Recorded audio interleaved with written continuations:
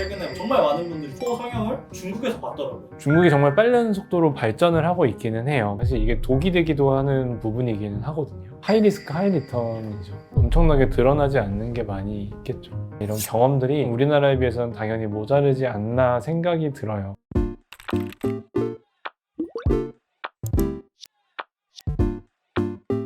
네, 안녕하세요. 얼굴에 대해 이야기하는 유기현의 페이스톡 유기현 원장입니다. 안녕하세요, 원장님. 네, 안녕하세요. 원장님, 제가 최근에 한 인플루언서 분이 중국에 가서 코 성형을 한 영상을 봤는데요. 최근에 뭐 화성인 바이러스라든지 정말 많은 분들이 코 성형을 중국에서 봤더라고요. 근데 사실 댓글에 정말 많은 분들의 엄청난 의견 대립이 있어서 그 위험한 코 수술을 중국 가서 하는 게 안전한 거냐, 너무 많은 댓글이 달리고 좀 최근에 많이 화제가 됐어서 네. 사실 원장님도 코에 대해서 정말 전문가이신데 원장님의 솔직한 의견이 궁금해서 오늘 좀 주제를 준비해 봤습니다. 저도 이제 시대가 많이 바뀌었다는 생각을 많이 하고 있거든요. 중국을 찾아가서 한국인이 수술을 받는 상황이 한 번도 없었잖아요. 어떻게 보면 시대적으로 중국이 많이 발달하고 따라왔다라는 것도 일정 부분 있고, 또 이 업계에서 일을 하면서 좀 더 가까이서 들여다보는 사람으로서는 걱정이 되는 부분들도 당연히 있고, 또 우리도 이제 한국에서도 너무 이제 획일적인 부분으로 가지는 않아야 된다라는 생각도 하고 있고, 참 여러 가지를 생각하게끔 만드는 상황인 것 같아요. 많은 인플루언서 분들이 중국에서 코 성형을 하신 이유가 사실 한국에서는 자기는 저런 거 한 번도 못 봤다, 너무 자연스럽고 수술한 티가 하나도 안 난다, 어느 정도 그 인플루언서 분들 마음이 이해 갔는데 원장님 혹시 어떻게 생각하시나요? 일부러 매부리를 만들거나 아니면 매부리를 남긴 채로 코 수술을 하는 이런 모양들이 좀 많이 화제가 되는 걸로 보이는데, 우리나라 사람들은 사실 대부분 아직까지 콧대가 조금 매끈해야 되고, 코 수술을 했는데 약간 매부리가 남아 보이면 오히려 여기 매부리가 남았는데 이게 덜 제거된 건가요? 라는 거에 좀 더 꽂혀 있는 경우가 많아요. 근데 과감하게 매부리를 남김으로써 좀 더 수술을 안 한 것 같은 모양을 남기려고 하는 중국의 시도나, 아니면 그거를 좋아하는 환자들의 마음이나 이런 것들이 좀 잘 맞아떨어져서 무조건 매끈해야 되고 굴곡이 하나도 없어야 되고, 이제 그런 거에서 조금 벗어나고 있는 모습이 좋게 보이는 게 아닌가 싶어요. 어떻게 보면 열려 있는 거죠. 그래서 아래에 있는 사진이 조금 한국의 전형적인 코 끝의 각도라면 중국은 진짜 고윤정님, 인효리님처럼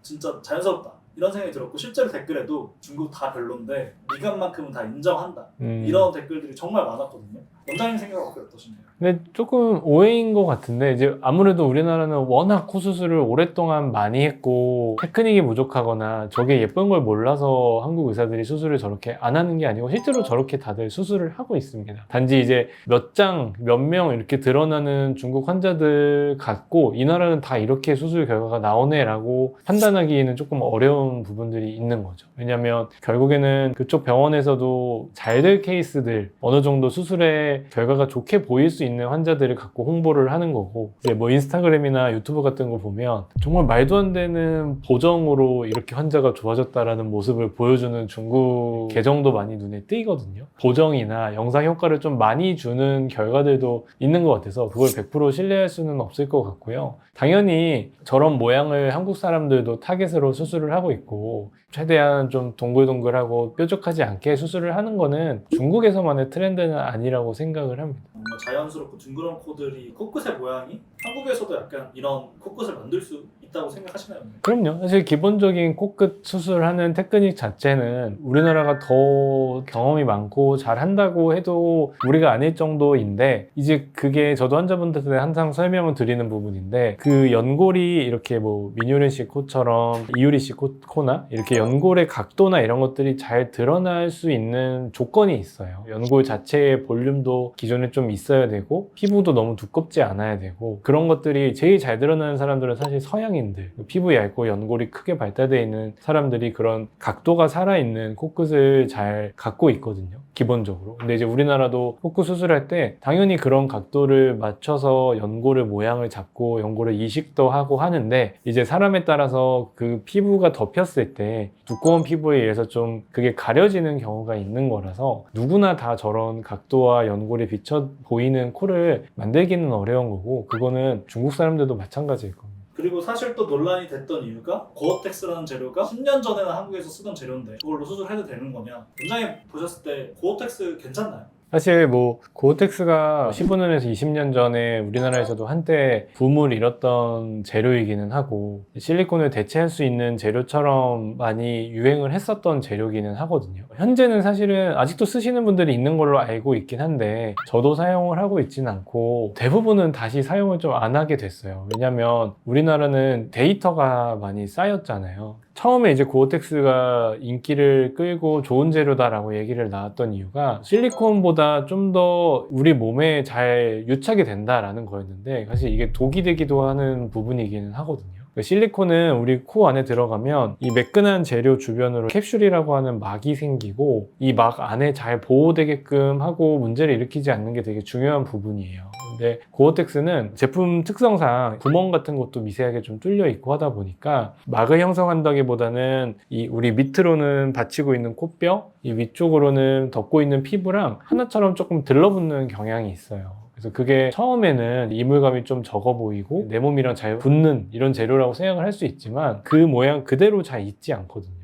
저도 재수술을 하다 보면 고어텍스를 했던 분들을 문제가 돼서 제거를 하거나 실리콘으로 교체하는 수술들을 종종 하는데 일반적으로 사실은 캡슐이 없기 때문에 구축 확률도 낮아지고 모양 변형이 적어야 된다라고 이론적으로는 그런데 이 고어텍스 자체도 틀어짐이나 쪼그라드는 변형이 조금 시간이 지나면서 생겨요. 그러면 얘가 내 피부를 끌어당기면서 같이 모양이 변형되기도 하고 어느 한 방향으로 틀어져 보인다거나 아니면 이제 몸에 데미지를 주는 상황들을 만들게 되거든요. 코를 지지하는 굉장히 중요한 구조물을 침식하는 경향이 있게 되고 또 위쪽으로는 피부랑 들러붙음으로써 피부를 좀 얇게 만들거나 모세혈관에 영향을 미쳐서 좀 붉어지기 쉽게끔 만드는 문제가 있어요. 그 영상에서도 보니까 뭐 고어텍스만 다루는 병원은 나중에 재수술해도 문제가 없다라고 하지만 사실은 고어텍스를 다루는데 특별히 뭔가 팁이 있어서라기보다는 이 재료 자체가 갖는 성질이기 때문에 시간이 많이 지나서 어떤 문제가 생겼을 때는 항상 그런 변화를 좀 일으킬 수 있는 가능성이 있거든요.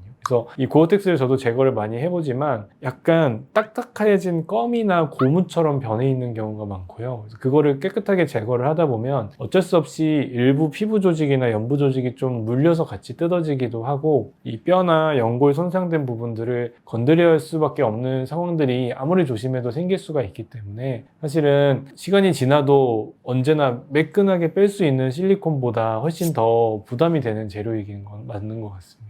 사실 저는 조금 놀랐던 게 가격이 실리콘이 가장 저렴했고 그 다음 고어텍스, 그 다음 누경골, 그 다음 2천만 원을 불렀던 누경골과 또 다른 재료를 섞어서 한다. 그래서 약간 중국은 동그란 모양을 선호해서 이렇게 좀 카빙이 쉬운 재료들을 좀 메인으로 하나보다 좀 이런 생각이 들었는데 원장님은 이 부분은 어떻게 생각하십니까? 고어텍스가 당연히 재료 자체는 실리콘보다 오히려 조금 비쌀 수 있거든요. 근데 그게 뭐 큰 차이는 아닐 거고 아마 제 생각에는 이 인플루언서가 기억하지 못하는 단계는 아마 콧대나 이런 쪽도 아예 누경골로 수술을 하는 옵션이 아니었을까 싶기는 해요. 우리가 콧대도 누경골을 좀 이렇게 다져서 아니면 이제 일종의 의료용 접착제 같은 걸로 좀 굳혀서 모양을 만들어서 보형물 대신에 쓰는 경우도 있고 부분 누경골을 깎아서 이제 보형물처럼 만들어서 올려주는 경우도 있거든요. 근데 사실은 코끝을 동그랗게 만들기 위해서 그 재료를 썼다기보다는 아무래도 우리가 매부리가 있는 사람들을 살리는 거는 어렵지 않지만 이제 매부리를 일부러 만드는 이제 중국코 같은 경우에는 뭔가 일반적인 기성품 실리콘과는 좀 다른 거를 써야 될 필요가 있을 것 같아요. 그래서 조금 더 움직임이 적은 실리콘을 사용해서 매부리를 만든다고 한다면 아무래도 뭔가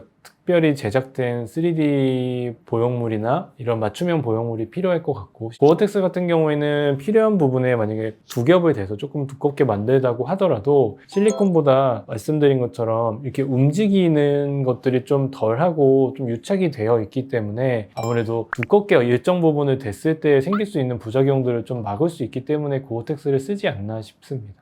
다른 인플루언서분이 상담을 갔을 때도 얘기해 주셨던 내용인데 중국 네. 코성형의 특징 중에 하나가 코가 시작하는 이 콧대 위치를 낮게 잡아서 상대적으로 좀 높이라든지 이런 것들을 더 자연스럽게 올린다. 한국에서 코성형을 한 게 콧대의 시작점이 너무 높다. 자연스럽게 각도가 시작해야지 높아 보이고 자연스러워 보인다고 이런 얘기를 해주셨더라고요. 당연히 우리나라 원장님들도 수술을 하거나 상담을 할 때 저런 시작점에 대해서는 분명히 여자 코 같은 경우에는 너무 높지 말아야 되고 이런 것들을 이야기하실 거고 뭔가 새롭거나 특별한 얘기는 전혀 아니기는 하거든요. 근데 이제 중국 성형이 지금 일시적으로 조금 화제가 됐고 이런 상담하는 내용들이 외부로 노출된 것들이 처음이다 보니까 되게 새롭게 느껴지는 것 뿐이지 유난히 뭔가 미감이 남다르게 특별한 기술이라든지 특별한 뭔가가 있어서라고 보긴 조금 어려울 것 같습니다. 이제 우리나라 같은 경우는 실장님이 대략적인 것만 상담해 주시고 원장님이 들어가셔서 직접적으로 설명해 주시잖아요. 중국 같은 경우는 아예 그런 거 없이 오로지 실장만 믿고 들어가야 되는 시스템이다 보니까 사람들이 더 신기해하는 것 같기는 하거든요. 저도 이거 보면서 이거를 어떻게 믿고 1,000만 원, 2,000만 원을 결제하고 들어가지 이런 생각이 들었는데 그 상담 시스템에 대해서는 어떻게 생각하세요? 저도 이제 뭐 시스템을 직접 가보진 않아서 현재는 잘 어떻게 되고 있는지는 모르지만 영상을 통해서 봤을 때는 이제 병원 주인이 의사가 아닐 수도 있겠다라는 생각이 들고 그게 가능한 나라인 걸로 알고 있고요. 오히려 이제 왕징 그런 사람이 거의 오너처럼 병원을 운영하고 이런 걸로 알고 있어요. 그리고 이제 유튜버들이 갔다 온 후기를 보면 분담화 돼 있는 것 같아요. 팀으로 되어 있어서 한 주치의가 모든 수술을 다 하는 것 같지도 않고 그 주치의가 직접 상담을 다 해주는 것 같지도 않기는 하거든요. 그런 시스템적인 차이는 나라와 환경에 따라서 좀 차이가 있는 게 아닌가 싶습니다. 의사나 의료 중심이 아니라 어떤 시술과 매출을 위한 구조가 아닌가 이런 얘기를 하면서 10년 후에도 저 시술과 수술이 괜찮을까 이런 걱정을 좀 많이 하시던데 원장님 생각 혹시 어떠실까요?